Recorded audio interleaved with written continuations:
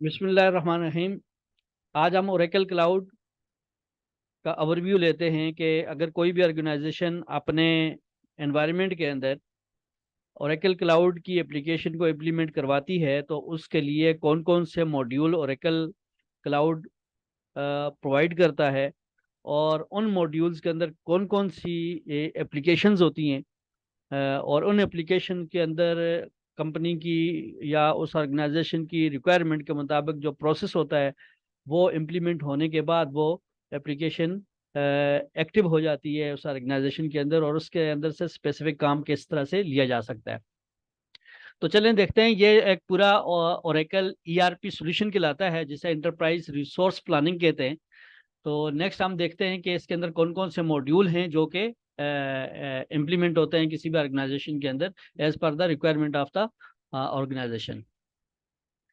जी, सबसे पहले जो है इस इन मॉड्यूल्स के अंदर, क्लाउड मॉड्यूल्स के अंदर जो है एससीएम जो है मेन इसका एसेंशियल पार्ट होता है क्लाउड एप्लीकेशंस का, जिसमें उसका उस ऑर्गेनाइजेशन की जितनी इन्वेंट्री है उसकी इन्वेंट्री की मैनेजमेंट जो होती है वो एससीएम सप्लाई चेन मैनेजमेंट जो है इस मॉड्यूल्स के अंदर आती है।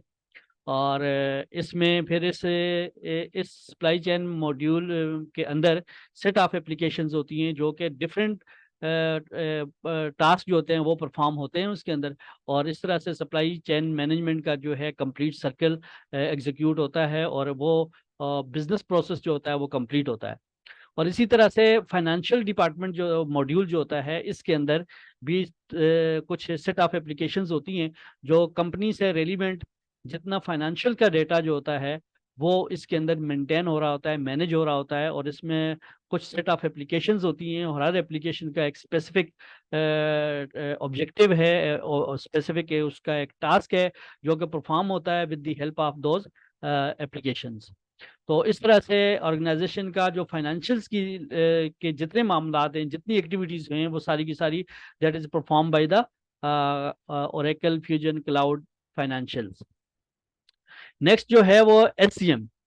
एचसीएम बेसिकली ये इंटरेक्ट करता है, ये मॉड्यूल भी जो है एम्प्लॉयज से रेलिवेंट या पीपल से रेलिवेंट, जो कि उन एम्प्लॉयज की कुछ एक्टिविटीज़ जो होती हैं या उनके साथ जो रिलेशनशिप होता है एम्प्लॉयज के साथ, या उनकी सैलरीज के मामला, या उनको इंसेंटिव देने के जो मामला होते हैं, या उनको किसी ट्रेनिंग के हवाले से जो मामला होते हैं, या उनको जो है वो रिक्वायरमेंट के रिक्रूटमेंट के जो मामला होते हैं, वो सारे के सारे एचसीएम के इस मॉड्यूल से ही लिए जाते हैं, जो कि इसके अंदर भी चंद सेट ऑफ एप्लीकेशंस जो है इम्प्लीमेंट होती हैं। नेक्स्ट जो है पीपीएम। पीपीएम बेसिकली ये ओरेकल क्लाउड का जो है वो भी एक एसेंशियल पार्ट है, जिसमें प्रोजेक्ट्स की इम्प्लीमेंटेशन होती है। कि ये प्रोजेक्ट पोर्टफोलियो मैनेजमेंट के नाम से ये एक मॉड्यूल होता है। इसके अंदर भी चंद सेट ऑफ एप्लीकेशंस होती हैं जिनके अंदर जो है बेसिकली डिफरेंट एप्लीकेशंस की मदद से स्पेसिफिक टास्क जो वो जो होता है, स्पेसिफिक जो प्रोसेस होता है उसको इम्प्लीमेंट किया जाता है, और उसके जरिए जो है वो प्रोजेक्ट के जितने मामला हैं वो सारे फाइनलाइज होते हैं। और इसी तरह से प्रोक्योरमेंट जो है वो भी एक एसेंशियल पार्ट होता है इस ओरेकल फ्यूजन का। तो जिसमें 4 से 5 एप्लीकेशंस इसके अंदर भी होती हैं जो कि उसकी प्रोक्योरमेंट से, परचेजिंग से लेकर और उसकी प्रोक्योरमेंट और उसके जो है सेल्फ सर्विस प्रोक्योरमेंट और बाकी जितनी चीज़ें हैं वो सारी इसके ज़रिए ऑनलाइन भी होती हैं। ठीक है, और इसकी सोर्सिंग वगैरह सब कुछ इसके अंदर प्रोक्योरमेंट के अंदर ही आता है। और आखिर में जो है सीआरएम है, ये भी जो है इसका एसेंशियल पार्ट होता है। इसको हम लेटर ऑन डिस्कस करेंगे। नेक्स्ट जो है एससीएम मॉड्यूल जो है, अब हम इसको देखते हैं कि इसके अंदर एससीएम मॉड्यूल के अंदर कौन कौन सी एप्लीकेशंस आती हैं। सबसे पहले जो है इसके अंदर order management application, second inventory management application. Basically ये दो एप्लीकेशंस ऐसी होती हैं जो कि एससीएम मॉड्यूल्स के अंदर आती हैं, और यही जो मेन एप्लीकेशन होती है सप्लाई चेन मैनेजमेंट की। क्योंकि इसमें बेसिकली इसको भी डिफरेंट डिपार्टमेंट जो है इसको ऑन कर रहे होते हैं, और वो डिफरेंट डिपार्टमेंट को जब ये एप्लीकेशंस मिलती हैं तो उनकी बेसिस के ऊपर वो फॉर एग्जांपल सेल डिपार्टमेंट है तो sale department basically Oracle management applications को बेसिकली ऑन करता है, और उसके अंदर जो है वो कोई कस्टमर की तरफ से डिमांड आती है, तो वो डिमांड जो है बेसिकली इन्वेंट्री मैनेजमेंट जो है उस मॉड्यूल्स को उस डिपार्टमेंट को दे दी जाती है, और वो देखते हैं कि अगर उनके वेयर हाउस के अंदर वो इन्वेंट्री अगर मौजूद है तो वो फिर कस्टमर को प्रोवाइड कर दी जाती है, अदरवाइज वो परचेज डिपार्टमेंट को आगे फॉरवर्ड हो जाती है, और purchase department with the help of Oracle purchasing applications के वो उस प्रोडक्ट को या उस इन्वेंट्री को वो परचेज करते हैं और फिर कस्टमर को प्रोवाइड कर दी जाती है। तो इसकी एक एग्जांपल भी देख लेते हैं कि किस तरीके से वो एक रिक्वायरमेंट को फुलफिल किया जा सकता है। जैसे फॉर एग्जांपल सेल्स डिपार्टमेंट है, अगर उसके पास रिक्वायरमेंट है कि कस्टमर की तरफ से ये कि 10 मोबाइल्स को परचेज करके देना है, तो वो ओरेकल ऑर्डर मैनेजमेंट के जरिए ही वो उसको लीड जनरेट करेगा, और उसके बाद उसकी रिक्वायरमेंट को जब देखा जाता है, ये मैन ओवरव्यू है बेसिकली, जब उसको वेयर हाउस के डिपार्टमेंट के पास वो जब रिक्वेस्ट आती है तो वो चेक करता है कि अगर उसके वेयर हाउस के अंदर वो इन्वेंट्री अगर मौजूद है तो वेल एंड गुड, वो प्रोवाइड कर दी जाती है, अदरवाइज ये फॉरवर्ड हो जाती है परचेज डिपार्टमेंट को, और परचेज डिपार्टमेंट जो है उस इन्वेंट्री को परचेज करके वो वेयर हाउस को दे देता है, और वेयर हाउस में जब आ जाती है तो वेयर हाउस या इन्वेंट्री मैनेजमेंट मॉड्यूल जो होता है उसको यूज करते हुए वो इन्वेंट्री इशू कर दी जाती है उस स्पेसिफिक कस्टमर को। ठीक है। और नेक्स्ट हम देखते हैं फाइनेंशियल मॉड्यूल। फाइनेंशियल मॉड्यूल्स के अंदर भी 4 से 5 एप्लीकेशन यूज होती है जिनका डिफरेंट पर्पस है, और ये भी जो है बेसिकली सेट ऑफ एप्लीकेशंस होती है जो कि इस मॉड्यूल के अंदर ही रन होती हैं। इसमें से अकाउंट पेएबल एप्लीकेशन जो है, जिसमें जो है बेसिकली इनवाइसेस वगैरह क्रिएट होती हैं, पेमेंट वगैरह क्रिएट होती हैं, और इसके सारे मामला इस एप्लीकेशन के जरिए स्पेसिफिक प्रोसेस को एग्जीक्यूट करते हुए ही ये एप्लीकेशन रन होती है। सेकंड जो है रिसीवेबल एप्लीकेशन, जिसको ARB कहते हैं, बेसिकली इसमें जितनी भी रिकवरी के मामला होती हैं, कलेक्शंस के मामला होते हैं, वो सारे के सारे इस एप्लीकेशन के जरिए मैनेज हो रहे होते हैं। और तीसरा जो है फिक्स एसेट। फिक्स एसेट जो है बेसिकली ये कोई अलग से डिपार्टमेंट तो जरूर होता है, लेकिन ये फिर भी फाइनेंशियल मॉड्यूल के अंदर आता है, क्योंकि जितनी भी लाइबिलिटीज होती हैं, लैंड है या बिल्डिंग है या कुछ और ऐसी एसेट्स हैं जिनको ये कन्वर्ट किया जाता है कैश के अंदर या मनी के अंदर, तो इस वजह से इसको फाइनेंशियल मॉड्यूल के अंदर ही रखा गया है। और इसी तरह से कैश मैनेजमेंट जो है ये जिसको CMB बोलते हैं, इसको बेसिकली इसका ज़्यादातर ताल्लुक जो होता है वो बैंकिंग से रिलेटेड है, कैश को पेमेंट वगैरह से रिलेटेड है, कि तो बैंकिंग की जितने मामलात या उनकी ट्रांजैक्शंस वगैरह होती हैं वो मैनेज हो रही होती हैं वो कैश मैनेजमेंट के मॉड्यूल से। और इसी तरह से पूरी ऑर्गेनाइजेशन के लेवल के ऊपर जितनी भी ट्रांजैक्शन फाइनेंशियल ट्रांजैक्शंस होती हैं उनको लॉक किया जाता है जनरल लेजर के अंदर, और इस तरह से ये GL जो है ये भी फाइनेंशियल मॉड्यूल का एक पार्ट होता है, जो कि बहुत ही एसेंशियल पार्ट है। इसी तरह से HCM मॉड्यूल जो है इसके अंदर सभी 2-3 एप्लीकेशंस होती हैं, जो कि ह्यूमन रिसोर्स एप्लीकेशंस के नाम से, पेरोल एप्लीकेशन के नाम से और टैलेंट एप्लीकेशंस के नाम से ये इंट्रोड्यूस की गई हैं, जिनका पर्पस ये होता है कि वो ह्यूमन रिसोर्स जो है वो एम्प्लॉयज़ के साथ जो है रिलेशनशिप को मेंटेन रखने के लिए या उनके साथ इंटरेक्ट करने के लिए, पीपल्स के साथ इंटरेक्ट करने के लिए, तो वो बेसिकली इस मॉड्यूल को यूज़ किया, इस एप्लीकेशन को यूज़ किया जाता है। और इसी तरह से पेरोल वाली पेरोल की जो एप्लीकेशन है, इसमें जो है एम्प्लॉयज़ को पेरोल, उसकी सैलरी वगैरह या उसको जो इंसेंटिव्स या दूसरी चीज़ें जितनी भी हैं वो सारी with the help of this payroll जो है वो कंट्रोल होती हैं। और तीसरी चीज़ है टैलेंट एप्लीकेशन। बेसिकली ये वो एप्लीकेशन है जिसमें किसी भी एम्प्लॉयज़ की स्किल्स वगैरह को इम्प्रूव करने के लिए या एम्प्लॉयज़ को रिक्रूटमेंट के लिए जो है वो जो जो जो रिक्रूटमेंट के जितने मामला हैं वो सारे के सारे इसमें मैनेज हो रहे होते हैं। इसी तरह से PPM मॉड्यूल बेसिकली ये प्रोजेक्ट से रिलेटेड है, प्रोजेक्ट पोर्टफोलियो में मैनेजमेंट। तो इसमें बेसिकली ये तीनों एप्लीकेशन जो है डिफरेंट डिपार्टमेंट जो है इसको ऑन करते हैं, और वो डिपार्टमेंट इस चीज़ के रिस्पॉन्सिबल होते हैं कि वो एक स्पेसिफिक प्रोसेस के जरिए ये सारी प्रोजेक्ट से रिलेवेंट जितनी चीज़ें होती हैं वो सारी प्रोसेस हो रही होती हैं और इसको एग्जीक्यूट कर रहे होते हैं।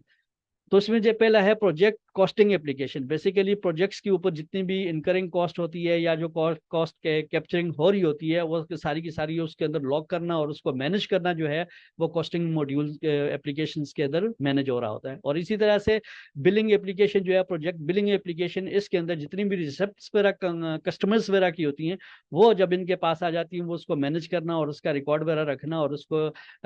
उसकी फिर रिकवरी के लिए इसके लिए फॉलो अप करना, वो सारा इस बिलिंग के डिपार्टमेंट का की रिस्पॉन्सिबिलिटी होती है। और इसी तरह से उन कस्टमर के साथ जो कॉन्ट्रैक्ट होते हैं उनको मैनेज करना और उन कॉन्ट्रैक्ट की बेस पे पेमेंट्स वगैरह के मामला जितने हैं सारे वो देखना, वो भी इस मॉड्यूल के इन एप्लीकेशंस के अंदर ही मैनेज हो रहे होते हैं। नेक्स्ट है जी procurement module. Procurement module basically ये एससीएम से हटके है। इसका ऑब्जेक्टिव सिर्फ ये होता है कि ये मार्केट से जो परचेजिंग होती है वो एक परचेज एप्लीकेशन मॉड्यूल के अंदर जो है ये एक एप्लीकेशन है जिससे परचेजिंग, अगर कोई चीज़ परचेज करनी होती है तो वो चीज़ परचेज करके वो वेयर हाउस के अंदर पहुंचा दी जाती है। और तीसरा दूसरे जो है सेल्फ सर्विस प्रोक्योरमेंट एप्लीकेशन, ये और तीसरा प्रोक्योरमेंट कॉन्ट्रैक्ट एप्लीकेशन और सोर्सिंग एप्लीकेशन, ये तीनों एप्लीकेशन ऐसी हैं जो कि ऑनलाइन जो प्रोक्योरमेंट होती है या ऑनलाइन जो सोर्सिंग वगैरह होती है या उसके जितने कॉन्ट्रैक्ट वगैरह साथ होते हैं, इंश्योरेंस के मामला होते हैं, वो सारी की सारी चीज़ें प्रोक्योरमेंट के इस मॉड्यूल के अंदर इन एप्लीकेशंस को परफॉर्म करते हुए ही पॉसिबल है। और इसी तरह से ये जितनी मॉड्यूल्स हैं अभी हमने डिस्कस किए और उसके साथ हमने उनकी जनरल एप्लीकेशंस को देखा जो कि मोस्टली यूज़ होती हैं किसी भी ऑर्गेनाइजेशन के अंदर किसी भी बिजनेस प्रोसेस को रन करने के लिए। ए टू जी सारे का सारा पूरा कंप्लीट सर्किट जो है वो बेसिकली इम्प्लीमेंट कर दिया जाता है। और इसको इम्प्लीमेंट करने वाले को जो है वो कंसल्टेंट कहते हैं या फंक्शनल कहते हैं, क्योंकि वो इसकी बेसिक साइंस को या बेसिक उसकी प्रोसेस को वो अंडरस्टैंड कर रहा होता है। अच्छा, इसका फंक्शनल का जो या कंसल्टेंट का बेसिक ऑब्जेक्टिव ये होता है कि इसके लिए ये ओरेकल क्लाउड ने जो है इस तरह की, ओरेकल ने इस तरह की एक फैसिलिटी दी है कि विदाउट आप